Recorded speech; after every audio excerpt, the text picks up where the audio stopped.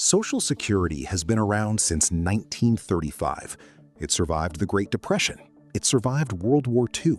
It survived every recession, every financial crisis, every market crash in modern American history. For 90 years, no matter what happened to the economy, Social Security was there.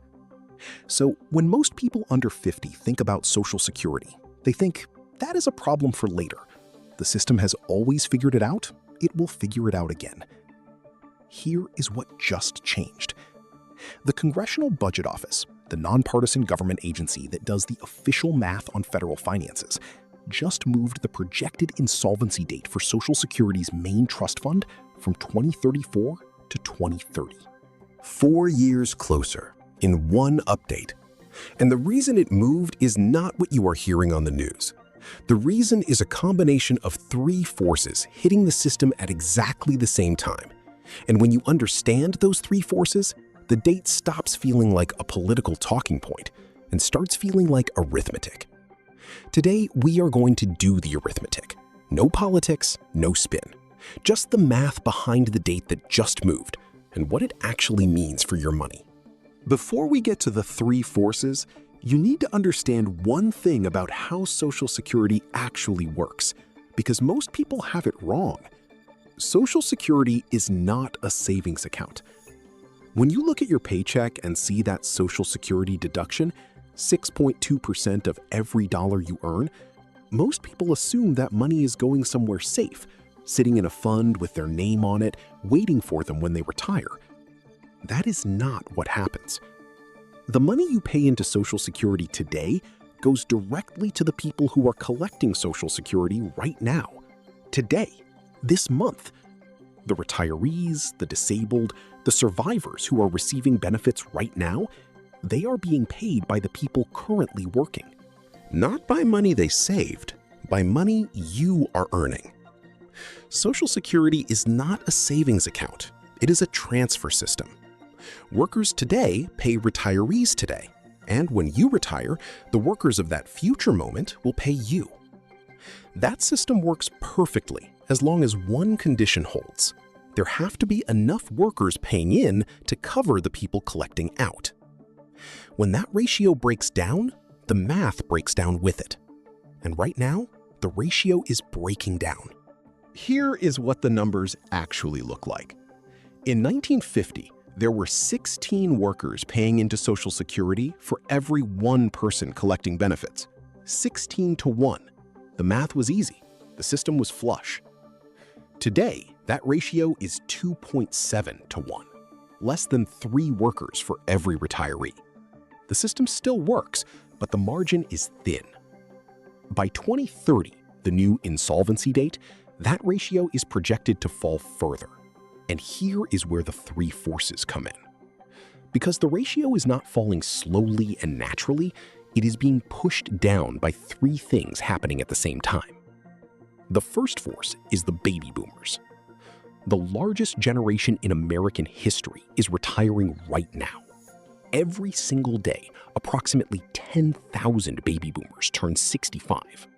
That has been happening since 2011, and it will continue until 2029, which means for almost 2 decades, the number of people collecting Social Security grows by 10,000 every single day.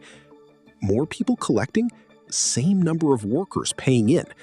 The ratio gets worse every morning. The second force is immigration.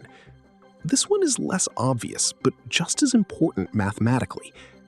Immigrants, especially younger immigrants, are a critical part of how Social Security maintains its worker-to-retiree ratio. They arrive young, they work, they pay into the system for decades before they ever collect. They are, in pure mathematical terms, exactly what Social Security needs more of right now. The current immigration policies have significantly reduced the number of people entering the workforce through immigration. The Congressional Budget Office updated its population projections as a direct result of these policy changes. Fewer people entering the country means fewer workers paying into the system. Fewer workers means the ratio gets worse faster. This is not a political argument for or against immigration policy. It is arithmetic. The Social Security system needs contributors. Fewer contributors means the math breaks down faster. The CBO ran the numbers. The date moved 4 years. The third force is early claims. When people feel economically anxious, when they are not sure what the future holds, many choose to claim Social Security benefits earlier than planned. You can start collecting as early as age 62, though you get a reduced benefit if you do. Right now, significant numbers of Americans are claiming early, some because they need the money, some because they are worried the system will not be there if they wait. Here is the problem. When someone claims early, they start collecting sooner than the system planned for. That pulls money out of the trust fund earlier, which accelerates the timeline, which makes more people anxious, which makes more people claim early. It is a feedback loop, and it is running right now. 3 forces, all pushing in the same direction, all at the same time. Now here is the part that most news coverage gets wrong, and it is the most important part to understand. Social Security insolvency does not mean Social Security disappears. I'll say that again, because it matters. When the trust fund runs out, Social Security does not shut down. The checks do not stop. The system does not collapse. What happens is simpler and in some ways worse. When the trust fund is empty, Social Security can only pay out what it takes in each month from current workers. And based on current projections, what it takes in each month is enough to cover about 79% of promised benefits. Which means benefits get cut automatically by approximately 21% across the board. Not because Congress voted for a cut, not because a president signed something, because that is what the law says happens when the trust fund runs out. It is written into the current structure of the system. So when the CBO says insolvency in 2030, what they are actually saying is in 2030, unless something changes, everyone collecting Social Security starts receiving 21% less than they were promised. If your parents or grandparents are counting on a certain monthly payment, that payment shrinks. If you were planning your retirement around a projected Social Security benefit, that projection is now off by 21%. That is not a prediction. That is the current law applied to the current math. So what does this mean if you are under 50? It means you are planning your retirement using numbers that may not be accurate. Every retirement calculator, every financial plan, every projection that includes a Social Security benefit assumes you will receive 100% of what you are promised. But if the trust fund runs out before you retire, and the CBO now says that happens in 2030, the number you should be using is not 100%. It is 79%. That difference matters more than most people realize. For someone expecting $2,000 a month from Social Security, a 21% cut means $420 less every month, $5,040 less every year, for potentially decades. That gap has to come from somewhere. Either you save more now, or you work longer, or you spend less in retirement. There is no fourth option.